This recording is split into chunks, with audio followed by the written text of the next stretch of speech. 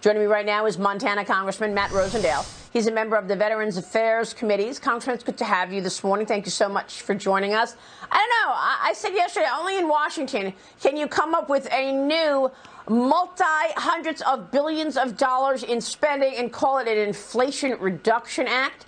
Isn't the spending that has been out of control in this last year and a half one of the reasons we are at 40-year highs in inflation? Why spend more?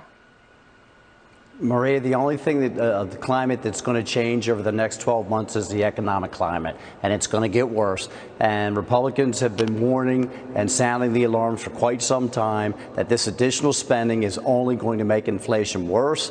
They put a 15% minimum tax on corporations, which means that consumers are going to be paying more at the stores and at the cash register. We've got an additional $430 billion of spending. There's 760 total, as you said, and there's $430 billion of new spending. The big problem becomes that once this is all passed, that it's going to take Republicans a long time to try and unravel these things. The Natural Resource Committee that I serve on here in the House passed the Democrats passed a bill just the other day to put an additional 50% hike on the taxes for energy production of leases on public lands. This is a major problem. There's a huge disconnect between the cost of energy and the driving forces of inflation and pumping this additional money into the economy. So what can you do about it? I mean, this administration won't even admit that we're in recession. They say that the southern border is secure. Meanwhile, we're catching people who are on the terrorist watch list. You can't get truthful answers from Joe Biden and his team over there. So what can you do about it?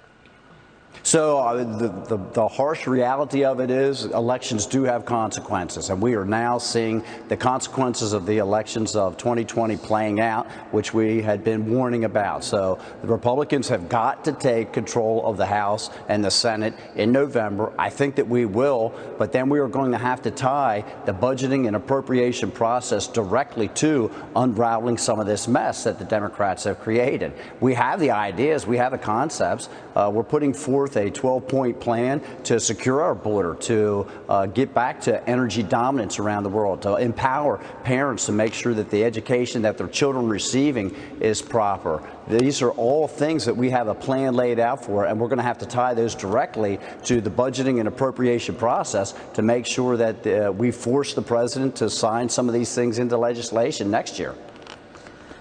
Yeah, and this is why your latest Fox Business op-ed, you lay it all out. You write, Biden is destroying American energy and ordinary citizens suffer. You write, quote, the American people who are paying the most at the pump are the ones who can least afford it. Now you're leading an energy tour in Montana next week for members of Congress. Tell me what you'd like to see. It seems like the last thing Joe Biden is going to do is tap into the rich resources in America to get more oil and gas on the market.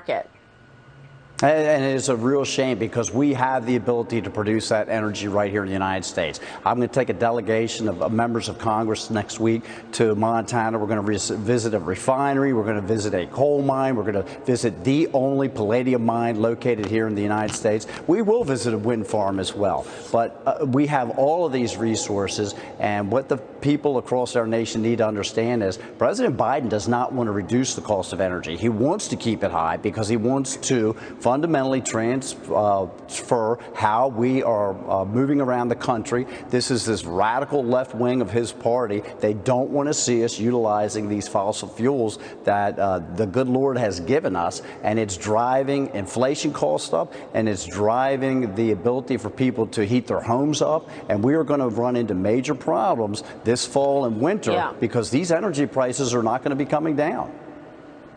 Yeah, many people say it's all intentional. I'm with Leo Kelly this morning. Jump in here, Leo.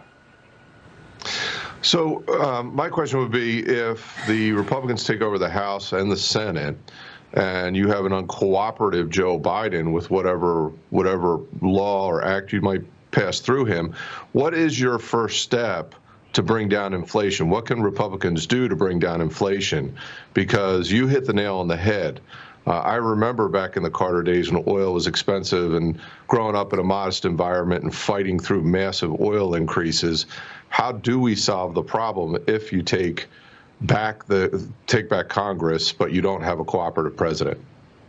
So there has to be consequences to him vetoing legislation that we send forward. And that's why everything that we do to expand our energy production and to secure our southern border has to be tied to the budgeting and appropriation process. If there's no hammer, then there's not going to be a willing president to help us reduce the cost of energy. And the cost of energy has a direct implication on a lot of this inflation that we're experiencing right now. So we're going to need strong leadership in both the House and the Senate to say these are the terms that we are going to send to the president, and we're going to have to stand firm on those terms and again, tie it directly to the purse strings that the House of Representatives controls. That's how we can do it.